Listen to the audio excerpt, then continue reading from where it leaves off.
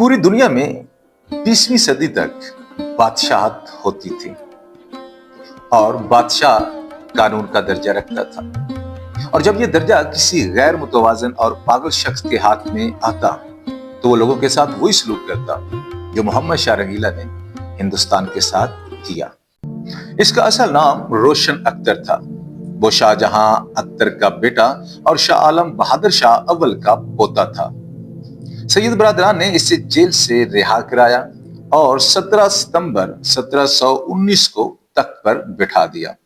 उसने अपने लिए नासरुद्दीन मोहम्मद शाह का लक़ब पसंद किया, लेकिन तारीख ने उसे मोहम्मद शाह रंगीला का नाम दे दिया।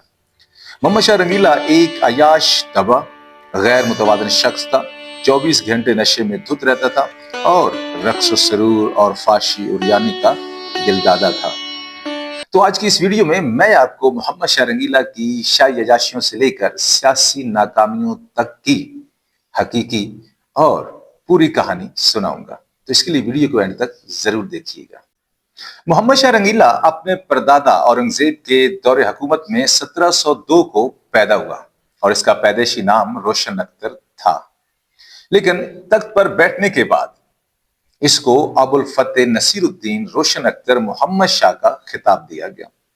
लेकिन इतना बड़ा नाम कौन याद रखता, तो अवाम ने इसको मोहम्मद शाह के नाम से पुकारना शुरू कर दिया, जो कि बाद में अपनी अजीबोगरीब हरकतों की वजह से ये मोहम्मद शाह से मोहम्मद शाह रंगीला हो गया।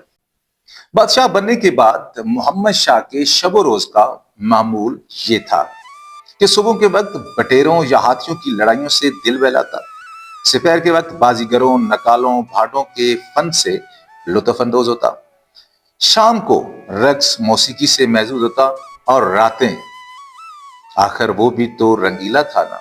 बादशाह सलामत को एक शौक ये भी था कि अक्सर जनाना लिबास पहनना पसंद करते थे और वो भी रेशमी, और अक्सर औकात तो दरबार में नंगा ही आ जाते थे और उसको देखकर दरबारी भी फर्माबरदारी और एहतजाज गुजारी में अपना लिबास उतार देते थे और बाज़ औक़ात तो जोश इक़्तिदार में आकर वहीं सरेआम दरबार में पेशाब कर देता और उसको देखकर मुअज़्ज़ज़ वज़रा और दिल्ली के शुरफा और उस वक्त के उलमा वाह वाह कहकर बादशाह सलामत की तारीफें करते थे और बैठे बैठे हुक्म देते थे कि तमाम दरबारी जनाना लिबास पहनकर दरबार में आएंगे और नाम लेकर के फलां फलां वजीर जो है वो पाँव में घुंघरू बांधकर आएंगे और दरबारियों के लिए इनकार की कोई गुंजाइश नहीं रहती थी।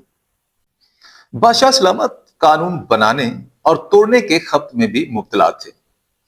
जब चाहते किसी आम से शख्स को खड़े खड़े सल्तनत का एक बहुत बड़ा औहदा सौंप देते और जब दिल चाहता खड़े खड़े उसको जेल भिजवा देते और हुक्म देते कि जेल में बंद तमाम कैदियों को आजाद कर दो और उतनी ही तादाद के बराबर मजीद लोग जेल में डाल दिए जाएं। बादशाह के हुक्म पर सिपाही शहरों में निकलते और भी शख्स उन्हें मिलता उसे पकड़कर जेल फेंक देते और उसे वजारतें तकसीम करने का भी बड़ा शौक था। एक दिन में किसी को वजीर बना देता तो अगले ही दिन जितने भी उसने वजीर बनाए होते उनसे वो ओहदा वापस ले लेता। मोहम्मद शाह रंगीला तवैफों के साथ दरबार में आता था। वो तवैफों की टांगों, बाजुओं और पेट पर लेटकर कारोबार सल्तनत चलाता था।